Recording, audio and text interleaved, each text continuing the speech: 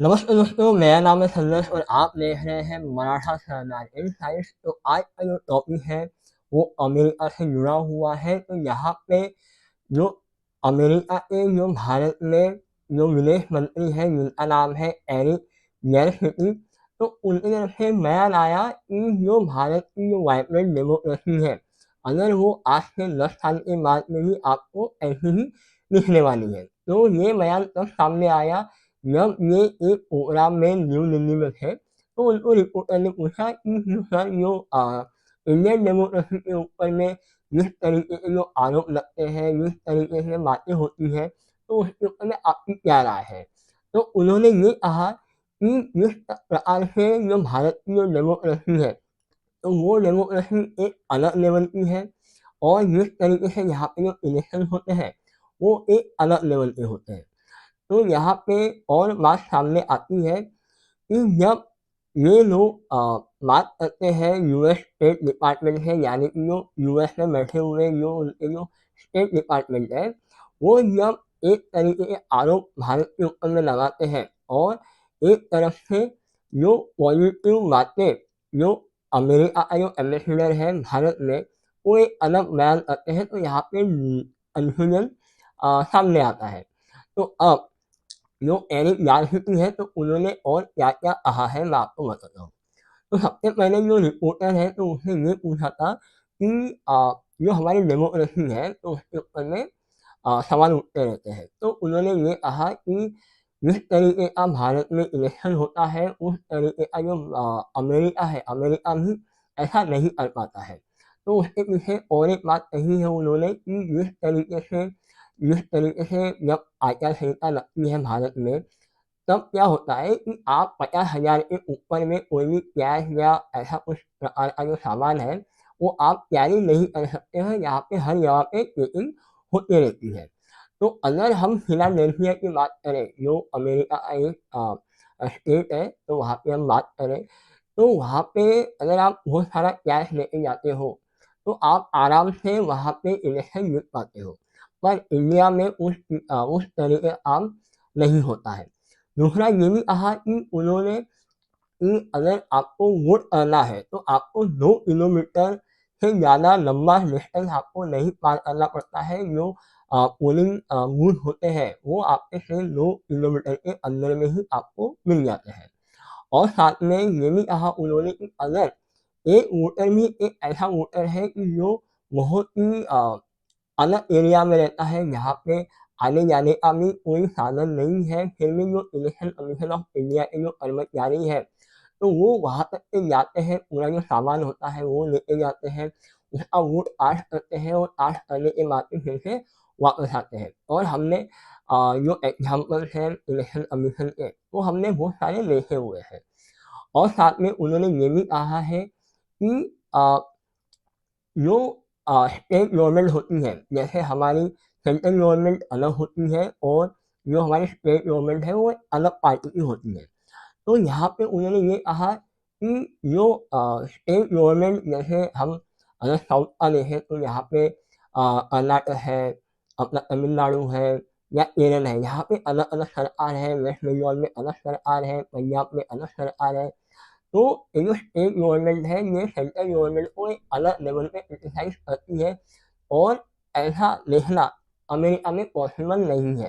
क्योंकि आप जानते ही होंगे कि अमेरिका में अगर आप जो बाइडेन को अभी अगर क्रिटिसाइज़ करते हो, तो आपको कुछ न कुछ आपको सीवियर जो उनकी पेनल्टी होती है, वो यहाँ पे सामने आती है।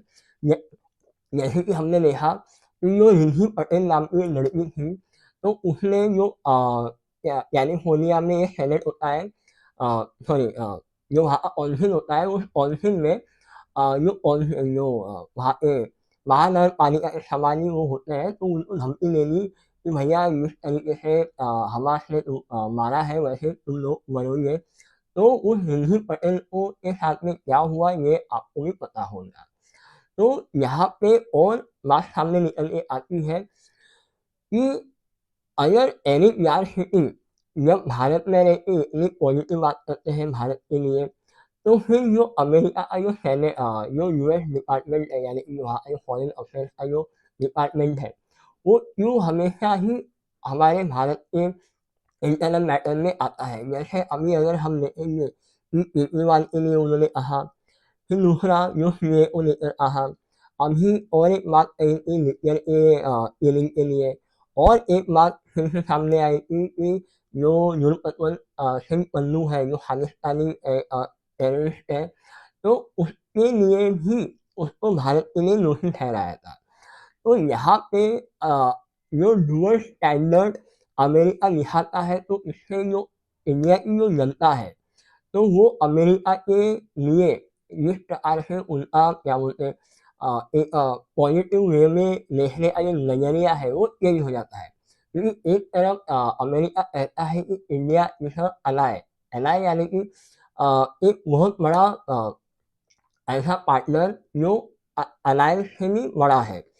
तो यहाँ पे अगर डबल स्टैंडर्ड चलेंगे तो जो इंडियंस है जैसे मैं हूँ या आप हो, तो आपके मन में भी ये विचार सामने आएंगे कि यार अमेरिका ऐसा क्यों करता है। तो यहाँ पे और एक बात सामने आई थी कि जो क्वाड है, जैसे क्वाड में 4 देश हैं, अ, इंडिया, जापान, ऑस्ट्रेलिया और अमेरिका, ठीक है? तो अभी इन्होंने और एक स्क्वाड बनाया है यहाँ पे जो फिलीपींस है, तो फिलीपींस को इसने यहाँ पे डाला हुआ है। पर यहाँ पे जो स्क्वाड का नया जो बात सामने आई थी, तो यहाँ पे नहीं लगता है कि जिस प्रकार से अमेरिका इंडिया को वेस्ट की तरफ खींचने की बात कर रहा है, वो यहाँ पे पॉसिबल नहीं है। क्योंकि हमारा जो स्टांस है वो हर चीज़ में न्यूट्रल रहा है, और यहाँ पे हमें लगा कि भैया हमारा जो इंटरेस्ट है, यहाँ पे हमारा इंटरेस्ट रहने के लिए होना, वो वहाँ पे इंडियन गवर्नमेंट वहाँ पे स्टैंड करती है। जिस तरीके से रशिया यूक्रेन वॉर हुआ, तो वहाँ पे भी हमारा जो स्टांस था वो न्यूट्रल रहा था, और न्यूट्रल रह के भी जिस प्रकार से अमेरिका ने इंडिया के ऊपर या वेस्टर्न कंट्रीज ने हमारे ऊपर में जो आरोप लगाए थे, तो फिर भी हमने जो आरोप है उसको टैकल करके हमने सामने निकल गए थे। फिर बात आई कि जो हमास और इसराइल का जो वॉर हुआ था, तो उसमें भी हमारा जो स्टांस था वो भी एक न्यूट्रल था, पर एक थोड़ा सा प्रो रशियन भी सॉरी प्रो इसराइली यहाँ पे रहा था। क्योंकि हमें मालूम है कि हमें कहाँ पे स्टांस लेना है और कहाँ पे नहीं लेना है। और अमेरिका इस बात से भी अ, वंचित है, या उसको पता है कि अगर एशिया में अगर चाइना को अगर झुका के रखना है, तो उसको इंडिया का साथ लेना ही पड़ेगा। क्योंकि एशिया में इंडिया ही एक ऐसी कंट्री है जो चाइना को अ, ऑपरेट करके रख सकती है, यानी कि उसका जो वर्चस्व है, वो वर्चस्व को कंट्रोल करने के लिए इंडिया ही काफ़ी है। तो ये था पूरा पर्सपेक्टिव जो अमेरिका और इंडिया के बीच में जो बातें चल रही है, इस वीडियो में मैंने आपको बताया। और अगर आपको ये वीडियो पसंद आया है, तो इस चैनल को सब्सक्राइब कर लो, क्योंकि मैं जो इंडिया और जितने भी हमारे जियो पॉलिटिक्स के जो टॉपिक्स होते हैं, मैं इसके ऊपर में कवर करते रहूँगा। जय श्री राम।